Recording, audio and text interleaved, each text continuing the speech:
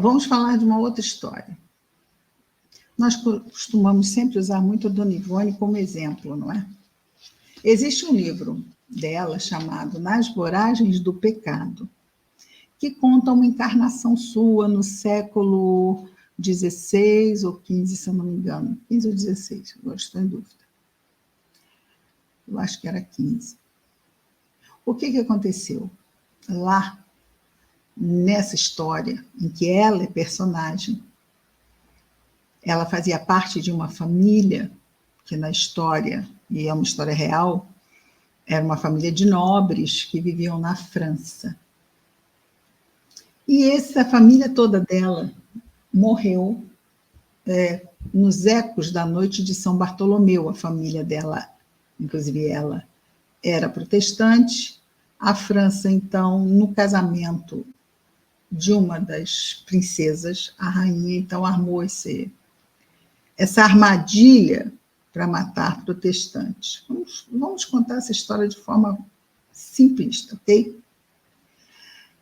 E ela, porque não estava no momento no castelo, foi a única que não morreu nesse...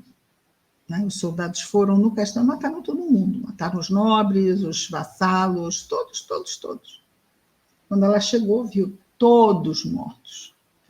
E até interessante que nós falamos aqui sobre vingança, não é? Que foi exatamente o que ela fez. Está lá no livro, contado pelo espírito Charles, Nas Voragens do Pecado. E então o que acontece no final? Não vou contar a história, mas vou contar o final. Vou contar um pouco da história, né? Bom, não interessa. Eu preciso contar como exemplo. Fato que a família dela ascendeu a planos espirituais superiores. A família toda. E ela? Ela não. A família ascendeu e ela não. Por quê? Porque ela pôs em ação um plano de vingança contra aquele que estava à frente do pelotão de execução da sua família. Então, o pai dela, que nesta história é o espírito que conhecemos como Dr. Bezerra de Menezes, e a sua mãe dessa encarnação, não é? A consolam. Imagina, tem a família toda passando de ano e ela vai repetir de ano. Acontece isso também com os alunos, não acontece? Quando vem a turma inteira indo para o ano seguinte e eles ficando com os pequenos e tendo que repetir. É amargo, mas para quem eu passo a conta?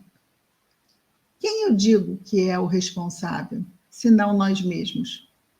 Então, ela lá teve que fazer, como todos nós aqui estamos, fazendo o nosso caminho de retorno à estrada do bem, diante dos desvios que incorremos no passado. Ah, Cristina, como é que você sabe que eu estou nesse montinho, nesse grupo? Simples, é claro que a pessoa pode não estar nesse grupo, ok? Pode, embora seja um planeta aqui, a Terra, de provas e expiações, nós teremos espíritos que não são imperfeitos, teremos espíritos bons aqui presentes. Não são muitos, mas estão aqui, até encarnados entre nós. Mas por que eles estão aqui? E pode ser que um de nós, exceto a minha pessoa, e com certeza eu não sou um espírito bom, mas nós não podemos falar dos outros, pode ser que um dos companheiros, até que ouça num outro dia, seja um espírito bom. Mas isso será o quê? Exceção. O espírito bom, na definição que encontramos lá no Livro dos Espíritos, a partir da questão número 100, o espírito bom não é arrastado pelas paixões. E aí cada um de nós pode fazer uma avaliação se sente arrastado por paixões. Ai, Cristina, dá um exemplo melhor.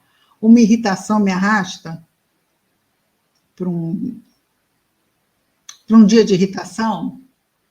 Ou para que eu fale asperamente com uma pessoa porque eu estou irritado? É esse tipo de arrastamento que me revela.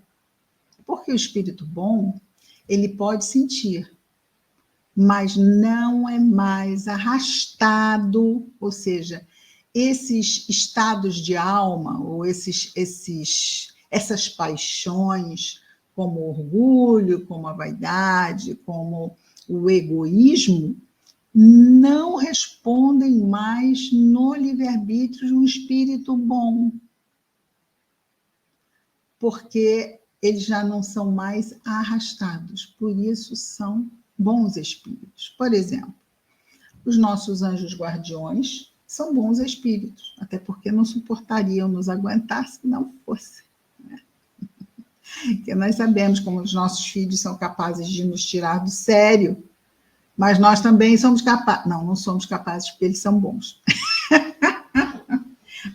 Fulano deve tirar o anjo da guarda dele do sério, porque ninguém aguentaria uma coisa dela. Não aguenta, por incrível que pareça, porque são bons, não são como nós, não é?